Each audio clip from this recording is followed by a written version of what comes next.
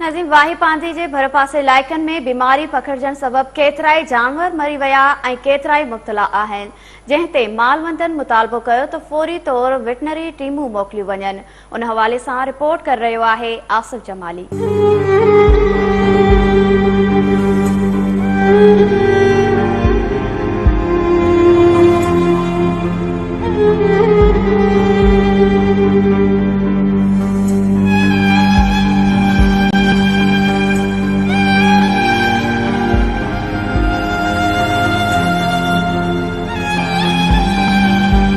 इन वक्त वाही पांदी में मौजूद आहियूं। वाही पांदी समेत काछ के मुख़्तलिफ़ ॻोठनि में चौपायो माल में बीमारी पकड़ल आहे, जिन नतीजे में इन वक्त ताईं तमाम घणो मालवंद माण्हुनि जो माल मरी चुको आहे। खेनि लखें रुपयनि जो नुक़सान थियो आहे, जंहिं सबब हिननि में परेशानी वारी सूरत-हाल आहे। अचो त उन हवाले सां काछ जे मालवंद माण्हुनि सां ॻाल्हि ॿोल कयूं था। माल छुड़ंदे पियो न हिकु ॾूंहुं सॼा ॾींहं विचो मरिया पिया। इथां कोई न डॉक्टर का बि सहूलियत असांखे कान्हे का। तक़रीबन घटि जी घटि 100-150 बकरी जा मर गया असांजे ॻोठ अचे। असां इहो आपसी सलाह को अपील पिया करनि, हर साल अची या भले 12 महीने 6 महीने का जांच करना सारी पोरी केर भी कोनी पिया करना। मिसकिना दी बीमारी आले जुकाम ॾाढो माल खे तकलीफ़ ॾाढी 20-25 बकरियूं मुंहिंजूं 100 ॾढो बकी वञे 30-40 बचियूं न सभु मरी वियूं। ॾाढो बीमारी आहे माल जी, केर बि कोन थो अचे। हे हिते बसि डॉक्टर असांखे खपे, दवा खपे असांखे। असांजो माल हेॾी तीक में बसि लुढ़ियो पियो था। इहे जेके बकरियूं तीक बि हणनि था, मुंहुं पाणी बि हणनि था, किक बि हणनि था, उहो बि वञनि था मरनि था। उहो बि को बि सहूलियत हिते कोन्हे, को बि न दवा थो मिले न को छा।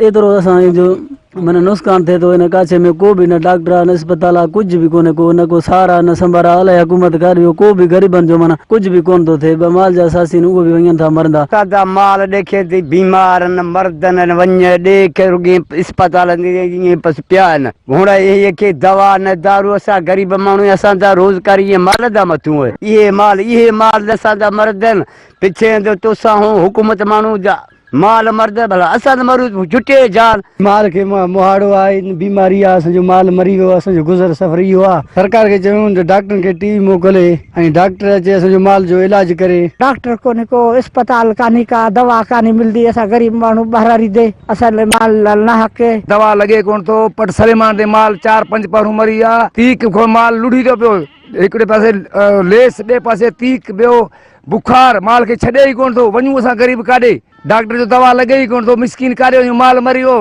को बि डॉक्टर न आहे असां ॻोठ मूंसां खान जो जेको माल ख़बर नथो पए अलाए छा जी बीमारी आहे, काई फिफड़ी आहे, कुझु आहे। असां गरीब माण्हू को असांजे लाइ मदद कंदो। असांजे माल में घणी बीमारी आहे, ख़बर कोन्हे फिफड़ी आहे अलाए छा आहे। असां 5000-6000 वठी था अचूं, 2500-2600 में खपायूं था। हे माल ॾिसी तो को बि डॉक्टर असां वटि कोन थो अचे। माल कुझु को सो बीमारी आहे ॾाढी, मुहाड़ा आहे, तीके ऐं लेस मोश जेको डॉक्टर मुरागी कनि। आसपास सॼे इलाइक़े सॼी बीमारी ढागे ढोर दा भी बीमारी है। मुताल भाई को डॉक्टर आवे त देख वञे तब सही है।